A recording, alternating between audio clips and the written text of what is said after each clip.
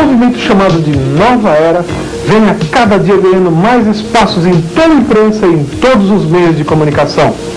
As livrarias, as bancas estão repletas de livros, de revistas que divulgam a ideologia da Nova Era. Mas, ao contrário do que muitos pensam, a Nova Era não é um retrato do que o mundo será no futuro. Muito pelo contrário. Ela é uma volta ao passado, como nós veremos a seguir. Eles estão trazendo temas como a volta das bruxas. Eles querem tirar aquela imagem negativa que as bruxas tiveram na Idade Média, na época da Inquisição. E eles creem que hoje as bruxas podem ser boas, podem ler o futuro das pessoas através das mãos ou através das cartas. Gnomos e duendes, quem diria? De fábulas contadas para crianças lá na Europa, na Idade Média, eles viraram agora os deuses da floresta. A supervalorização dos anjos, considerando que os anjos seriam como intermediários entre Deus e os homens, quando a Bíblia é muito clara e diz que só há um mediador entre Deus e os homens, Jesus Cristo. Este erro com relação ao ministério dos anjos não é coisa nova. O gnosticismo, que era uma filosofia errada que existiu no primeiro século, também pregava exatamente esses princípios. E eles foram condenados por apóstolos como Paulo, como João e também pelos líderes da igreja primitiva. O poder das pirâmides. Eles dizem que as pirâmides atraem forças cósmicas, energias cósmicas, e que essas energias têm poderes sobrenaturais. Ora, simplesmente as pirâmides têm a idade do Antigo Egito, séculos e séculos antes de Cristo.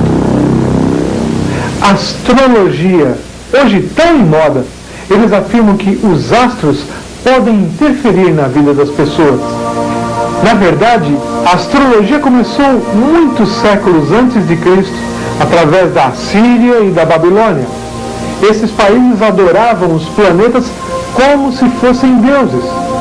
E o Deus verdadeiro, o Deus da Bíblia, sempre condenou essas práticas, como vemos em Deuteronômio 4:19. Guarda-te, não levantes os olhos para os céus, e vendo o sol, a lua, as estrelas, a saber, todo o exército dos céus, não sejas seduzido a inclinar-te perante eles, e des culto àqueles, coisas que o Senhor teu Deus repartiu a todos os povos debaixo de todos os céus. Certamente a volta ao passado da Nova Era não para aí. Helena Blavatsky, a fundadora do movimento teosófico e também uma das mentoras ideológicas da Nova Era, diz o seguinte a respeito de Deus e de Satanás no seu glossário teosófico. Deus. A teosofia não acredita no Deus bíblico nem no Deus dos cristãos. Rechaça a ideia de um Deus pessoal. O Deus da teologia é um ninho de contradições e uma impossibilidade lógica. Satã. O clero de todas as religiões dogmáticas considera Satã como inimigo de Deus. Porém, ao deixar de ser considerado segundo o espírito supersticioso e antifilosófico das igrejas, Satã converte-se na grandiosa figura de um personagem que faz do homem terrestre um homem divino. Deus e Satã, os dois supremos, são uma só e a mesma entidade vista de dois aspectos diferentes. Ou seja, segundo eles, Deus não é tão bom como a Bíblia diz. E também Satanás não é tão mau assim. Vale a pena lembrar do que Jesus disse a respeito do diabo em João 8,44. Ele diz que o diabo jamais se firmou na verdade, porque nele não há verdade. Quando ele profere a mentira, fala do que lhe é próprio, porque o diabo é mentiroso e pai da mentira. A nova era voltou tanto ao passado, que agora pretende redefinir quem é Deus e o diabo. Nosso objetivo com esse trabalho é interpretar a nova era segundo o ponto de vista da Bíblia Sagrada, que é a palavra de Deus. Assim sendo, nós vamos entrevistar diversos estudiosos do assunto que vão dar suas opiniões a seguir. Mas a nossa primeira pergunta seria: o que é nova era ou era de Aquários? O movimento Nova Era é um movimento que abrange todos os setores da sociedade. Muitas pessoas acreditam que Nova Era é um movimento religioso. Nova Era não é um movimento que abrange simplesmente um ou outro setor compartimentalizado. Ela está em todos os aspectos. Ela está na política, na economia, nas artes, no cinema, na televisão. Eles estão também na educação, na religião, na filosofia e daí por diante. Nós podemos dizer que a Nova Era é uma mega rede, porque é uma rede muito grande de organizações, indivíduos, entidades que estão relacionadas um com o outro a nível mundial e que estão também operando em todos os níveis da sociedade, tanto no aspecto econômico como político, social e educacional. Agora, por que Nova Era? E por que Era de Aquários? Isso é muito simples. Os astrólogos que estão aí imputando, introjetando as suas ideias entre os New Agers, como são chamados os adeptos da Nova Era, eles dizem o seguinte: que o Sol, ele tem uma movimentação no zodíaco. E cada 2.100 anos aproximadamente, ele passa de um ponto para um outro ponto vernal, ou o ponto de primavera do Sol, como eles também chamam. Cada um desses pontos é uma era que se inicia. Por exemplo, na época de Jesus Cristo, quando ele veio aqui na Terra, o Sol estava na casa de Peixes. Então eles acreditam que nós estávamos debaixo da era de Peixes. E, consequentemente, Cristo teria vindo como um líder para impetrar, para introjetar todas as suas filosofias e ideologias, e que quando terminasse essa era, ou seja, ele já cumprisse o seu papel, deveria se entrar numa nova era, a Era de Aquários, que é a era que está se iniciando agora. Nellie Ferguson, uma das principais defensoras do movimento Nova Era, ela diz o seguinte, que esse movimento também deve ser chamado de conspiração aquariana. Por que conspiração? Porque, segundo ela, neste livro aqui, como vocês estão vendo, A Conspiração Aquariana, na página 19, esta palavra conspirar significa respirar juntos. Ela afirma que é uma rede onde existem pessoas de todos os níveis, tanto líderes políticos, econômicos, quanto faxineiros, professores, crianças, todos os segmentos, os setores da sociedade existem New Agers. E eles são como uma rede que, entrelaçada, caminham em direção a um único fim. Muitos deles nem sabem que isto é um movimento. Outro aspecto importante que nós citamos aqui é o fato de que, para ela, a nova era pressupõe uma mudança de paradigmas, ou seja, uma mudança de modelos. Ela acredita o seguinte, que existem alguns modelos que já foram cristalizados na sociedade que precisam ser rejeitados. E ela diz até mais, que enquanto que estes modelos não forem rejeitados e mudados, substituídos, a sociedade vai continuar com problemas sérios, em todos os âmbitos. Problemas econômicos, problemas sociais, problemas culturais e daí por diante. Ela diz ainda que estes modelos, eles não são mudados assim de uma hora para outra. Esta é a razão porque eles estão introduzindo gradativamente, muito sutilmente, esses novos conceitos, e ela diz até mais que, no começo, eles são repudiados, mas eles vão encharcando a sociedade com esses novos modelos, e as crianças que estão crescendo vão aderindo a esses conceitos, e a hora que a sociedade viu, já assumiu estes novos modelos. Agora, não existe nada de novo na nova era. São antigas práticas milenares, seculares, já condenadas há muito tempo pela Bíblia. Práticas como astrologia, comunicação com os mortos, ou channeling, como se diz em inglês, reencarnação e adivinhação. Como vimos, a nova era é um movimento que pode tomar grandes proporções. Mas o que pretende a nova era? Quais serão os seus objetivos? O principal objetivo do movimento Nova Era é estabelecer uma nova ordem mundial. Agora, o que seria essa nova ordem mundial? Eu vou pegar aqui algum material para que você tenha uma explanação mais objetiva. Eu estou aqui em mãos com um livro chamado The Rockefeller File, ou seja, o arquivo Rockefeller. É um livro que foi escrito não por um sociólogo cristão, mas por um sociólogo americano não cristão, e ele está ali denunciando algumas das estratégias da família Rockefeller para ficar no top, obviamente, do poderio econômico mundial. Agora, muito mais do que simplesmente obter poder econômico, eles querem ter poder político. Eles querem controlar o mundo.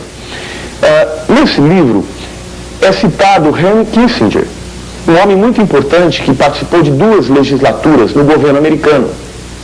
E ele lá em 1976, ele dizia o seguinte, eu vou traduzir aqui para vocês. É a crença de Kissinger que através de controlar o alimento, pode-se controlar as pessoas. E ao controlar energia, e especialmente o petróleo, pode-se controlar nações e sistemas financeiros. Através de colocar alimento, petróleo, debaixo de um controle internacional, num sistema único mundial, Kissinger está convencido que pode-se ter um governo mundial a partir do ano de 1980. Isso está na página 126 deste livro. O que eles querem? Eles querem uma nova ordem política. Para quê? Para que através de estabelecer este novo governo mundial, eles possam controlar o alimento do mundo e controlando o alimento do mundo, eles possam controlar o mundo como um todo. E é interessante como eles têm se utilizado de alguns aspectos dentro do nosso métier, dentro do nosso contexto, que todos nós estamos vendo, ainda que não saibamos o porquê disso tudo. Por exemplo, hoje nós temos visto, Leoto, esta nova política de blocos, que é o direcionamento mundial. Todos os países estão percebendo que precisam se agrupar para que possam, então, ter competitividade no mercado internacional. Por exemplo, nós temos aí a Comunidade Europeia. Temos também o Cone Sul, aqui na América do Sul, que é a união dos países sul-americanos. Temos lá na América do Norte, os Estados Unidos junto com o México e com o Canadá. E sabemos também que já existem planos concretos para que os tigres, assim chamados os tigres asiáticos, os países orientais, também se unam. Isto já é um princípio desta nova política de unir todo mundo, por isso uma nova ordem mundial. Para que se consiga fazer uma central única de alimentos, é importante que eles comecem também a estabelecer uma única moeda.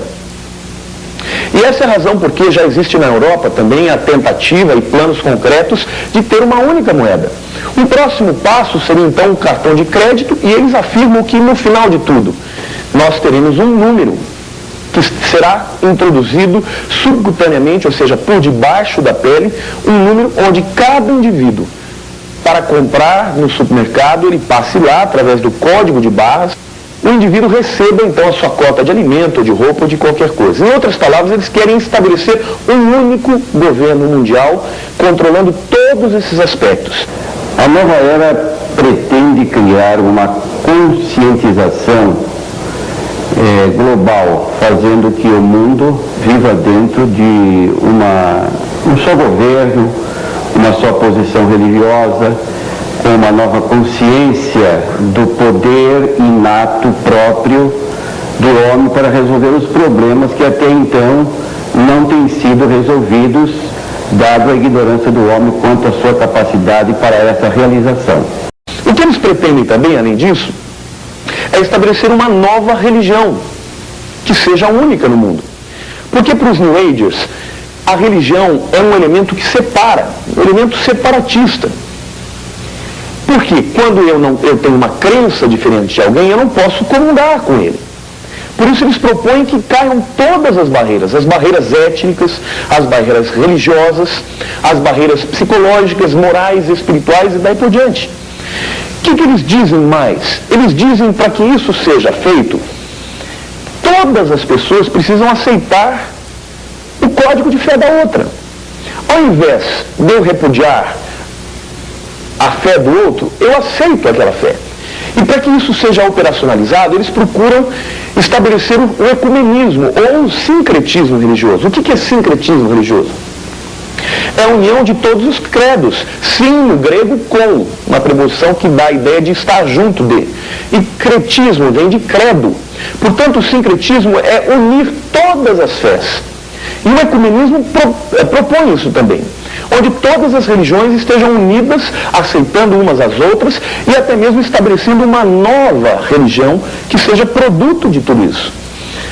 Nesta revista aqui, que é uma revista muito conhecida, vendida em qualquer banca de jornal aí, chamada Ano Zero, ela diz o seguinte: nesta reportagem, onde aparece o templo da LBV, lá em Brasília, nessa reportagem, nós vemos claramente a ideologia, a filosofia da religião da LBV, que é o ecumenismo. Agora, como pastor Leuto, eu posso comungar com alguém que não creia que Jesus Cristo é o único caminho? Como eu posso estar ao lado de alguém, partilhar da mesma fé, de alguém que crê que uma pessoa reencarnando, ela vai purgar, ela vai purificar, ela vai perdoar os seus pecados? É óbvio, não pode haver comunhão de luz com as trevas. Nós sabemos que existem diferenças denominacionais e temos que respeitar essas diferenças. Agora, naquilo que é essencial, nos aspectos primordiais, prementes, nós não podemos abrir mão.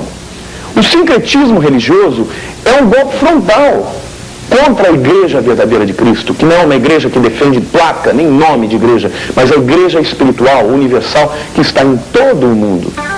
No próximo bloco, você saberá quais são as possíveis origens da nova era, quais as principais influências religiosas que ela tem e também a hierarquia entre seus adeptos.